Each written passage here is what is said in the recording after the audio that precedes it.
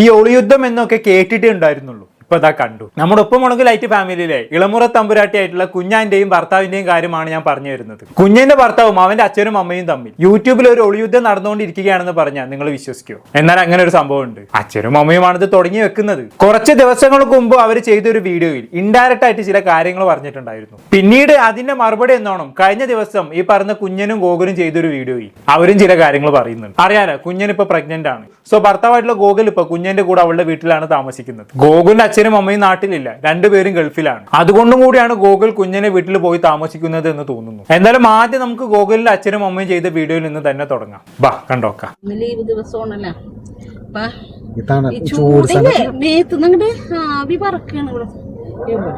ഗൾഫൊന്നുമല്ല. അപ്പൊ ഞാൻ കിച്ചുവിന്റെ കാര്യം ആലോചിക്കണേ.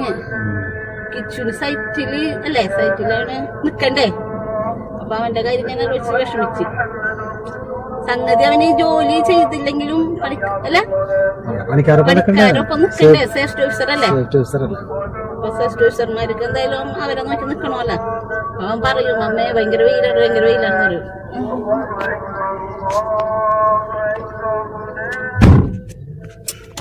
എന്ത് ചെയ്യണം അല്ലേ? കഷ്ടപ്പെടാണ്ട് ജീവിക്കാൻ പറ്റില്ല. കഷ്ടപ്പെടാണ്ട് ജീവിക്കാൻ പറ്റില്ല.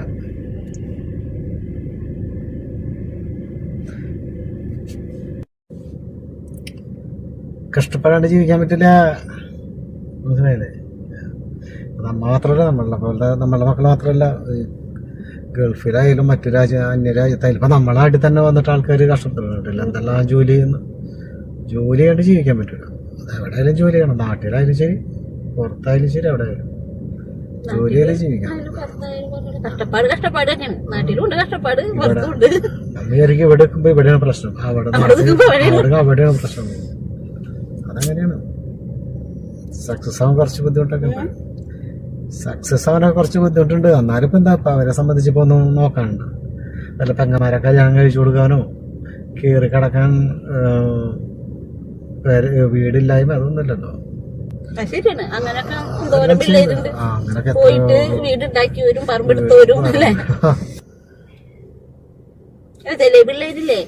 ഇപ്പൊ നമ്മളെ മക്കൾക്ക് അതിന്റെ ആവശ്യം വന്നിട്ടില്ല. അത് ഒന്നുമില്ലാണ്ട് വന്ന് കഷ്ടപ്പെട്ട് ഗൾഫിൽ പോയി കഷ്ടപ്പെട്ട് പിന്നെ ചിലപ്പോ സഹോദരി പെങ്ങന്മാരൊക്കെ അച്ഛന്മാര് പണിക്ക് പോകാത്തവരുണ്ടാവും. പിന്നെ വെച്ച് നോക്കുമ്പോ ഒരുപാട് ആൾക്കാര് ഈ അങ്ങനത്തെ കുട്ടികൾ ഒരുപാട് ആൾക്കാരുണ്ട്. നമ്മളറിവ് തന്നെ എത്ര പിള്ളേരുണ്ട്. കേട്ടല്ലോ, ജീവിക്കണമെങ്കിൽ നല്ലോണം കഷ്ടപ്പെടണം. നമ്മുടെ മക്കളൊന്നും അത്ര കഷ്ടപ്പാടൊന്നും അറിഞ്ഞിട്ടില്ല എന്നുള്ള രീതിയിലാണ് ഗോകുലിന്റെ അച്ഛനും അമ്മയും ഇവിടെ സംസാരിച്ച് വെച്ചത് അല്ലേ. അപ്പൊ ഈ സംഭവത്തിന് മറുപടി എന്ന രീതിയിൽ കുഞ്ഞിനും ഗോകുലും ചെയ്ത വീഡിയോയിൽ ഇവര് ചില കാര്യങ്ങൾ പറയുന്നുണ്ട്. നമുക്കിത് മാത്രല്ല, നമുക്കിന്റെ ഇടയിൽ കൊറേ ബാധ്യതകൾ നമുക്ക് കിടക്കുന്നുണ്ട്. ഇഷ്ടം പോലെ ബാധ്യത നമ്മുടെ ഈ പ്രായത്തിൽ ഞങ്ങൾ ഈ പ്രായത്തിൽ കൂട്ടി വെച്ചിട്ടുണ്ട്.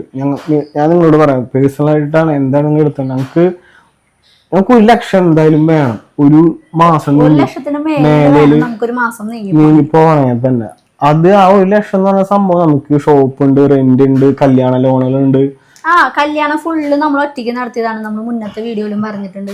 അതുപോലെ തന്നെ കുഞ്ഞു ഒറ്റയ്ക്ക് നടത്തിയതാണ്. നമ്മൾ ഗോൾഡ് ഒരാളിൽ നിന്ന് വാങ്ങി ഒന്നും ചെയ്തിട്ടില്ല. കുഞ്ഞു ലോണ് നിങ്ങൾ അയച്ചു. ഞാൻ 23-ാം വയസ്സിൽ എന്റെ ഇവിടെ പോയതാണ്, ഗൾഫിന് പോയതാണ്.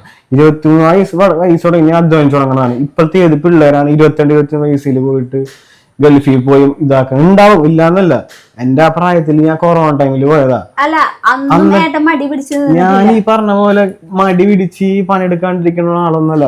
അത്യാവശ്യം നല്ല ഇപ്പോഴും ഞാൻ പറയാം, ഞാൻ ഏത് ടൈമിലും എപ്പോഴും വർക്കെടുക്കുന്ന ഒരാളാ. ഇപ്പോഴും ഞങ്ങൾ ഒരു മാസം 1.5 ലക്ഷം ഉണ്ടാക്കുക, 1 ലക്ഷം ഒക്കെ ഉണ്ടാക്കണേ ഞങ്ങള് രണ്ടാളും നന്നായി മുന്നിട്ട് തന്നെ ഉണ്ടാക്കാൻ പറ്റുള്ളൂ. നമുക്ക് അറിയാലോ, കാശ് ഉണ്ടാക്കണേ നല്ല പണി.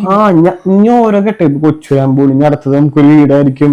ഇപ്പൊ ഓരോരോ കാര്യങ്ങൾ, ഈ കാർ അടക്കണതൊക്കെ ഞാനും എന്റെ അധ്വാനത്തിൽ ഉണ്ടാക്കിയ കാറുകളൊക്കെ തന്നെയാണത്. ഞാൻ പകുതി എമൗണ്ട് അച്ഛൻ പകുതി എമൗണ്ടും ഒക്കെ ഇട്ടിട്ടാണ് ഈ കാറും കാര്യങ്ങളൊക്കെ കൊണ്ടുവന്നിരുന്നത്. എന്റെ പ്രായം ആലോചിക്കണോണ്ട് ആ ഒരു വയസ്സിൽ പിന്നെ വീട് കാര്യങ്ങളൊക്കെ ഞാൻ എന്റെ ചെലവിൽ ഞാൻ നോക്കിയിട്ടുണ്ട്.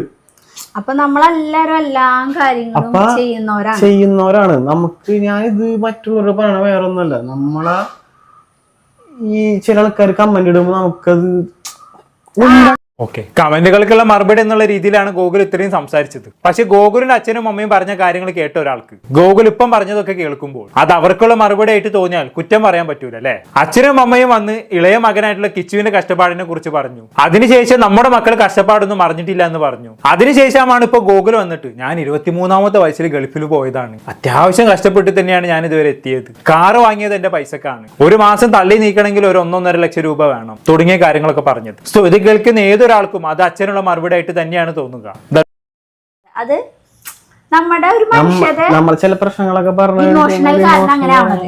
ഇപ്പൊ നമുക്ക് പല കാര്യങ്ങളും ഉണ്ട്, ചിലപ്പോ അതൊക്കെ ലൈഫിൽ പറയേണ്ടി വരും.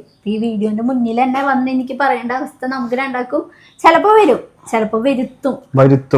അത് വരാതിരിക്കട്ടെ, അപ്പൊ നമുക്കത് വരും. അപ്പൊ അത് ഒന്നും ഇല്ലാത്ത സമയത്ത് നമ്മൾ നല്ല രീതിയിൽ പോവാനാണ് ഞങ്ങൾ രണ്ടാൾ ആഗ്രഹിക്കുന്നത്.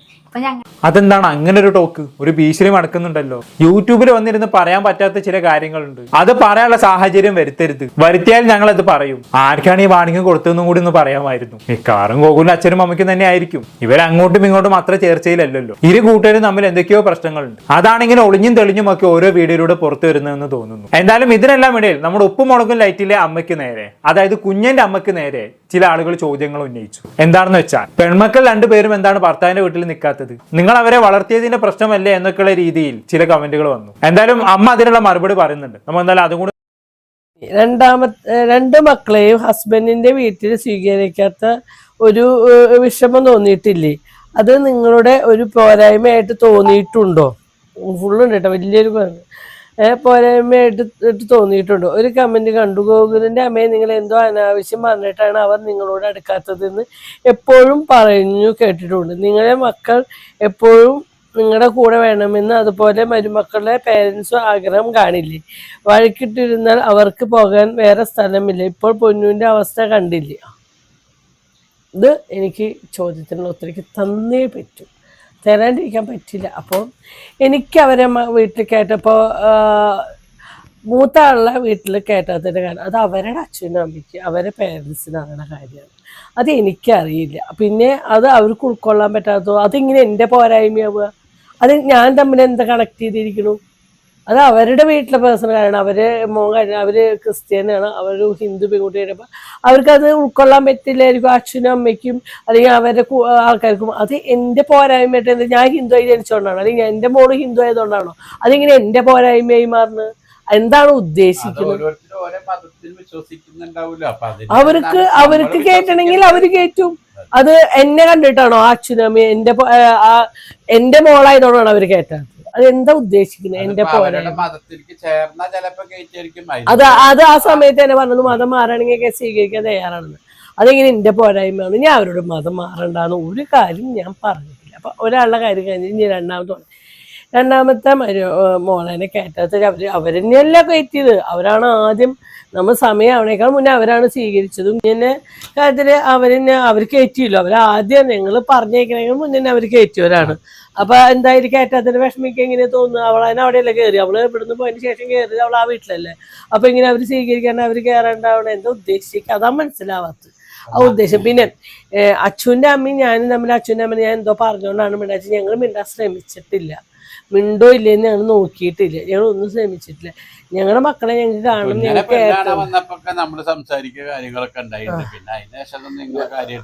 സംസാരിച്ചില്ല. ഞങ്ങളായിട്ട് യാതൊരു ബന്ധം, ഞങ്ങൾ മിണ്ടണം അല്ലെങ്കിൽ അത് ഒത്തുതീർപ്പ് സംസാരിക്കണം ഞങ്ങൾ അങ്ങനെ ചിന്തിച്ചിട്ടുമില്ല, ഞങ്ങൾ അതിന് നോക്കിയിട്ടുമില്ല. അപ്പൊ അത് തമ്മില് ഒക്കെ ഒരു സമയം ഇപ്പൊ ഇല്ല. ഇപ്പഴത്തെ കാര്യം ഇപ്പൊ നിങ്ങൾ ചോദിച്ചതിനുള്ള ഇപ്പഴത്തെ മറുപടിയാണ് ഞാൻ പറഞ്ഞത്.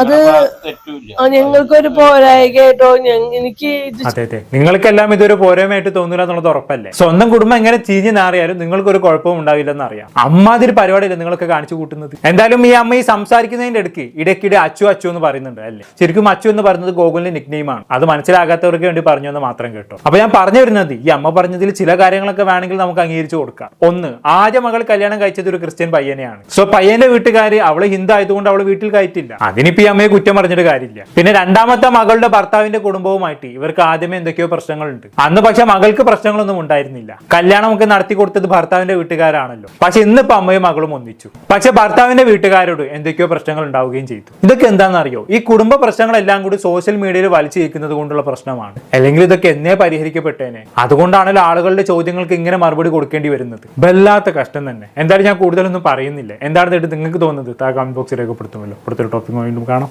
ബൈ.